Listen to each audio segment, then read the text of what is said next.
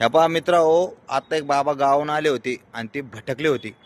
तिकडे ते त्याच्या ताई म्हणजे त्याच्या मुलीच्या हॉटेलवर गेलते आणि तिकडं हॉटेलवर जेवण केलं आणि त्याच्या मुलीनं रिक्षात त्याला बसून घराकडे इकडे धाडलं आपल्या वस्तीकडं.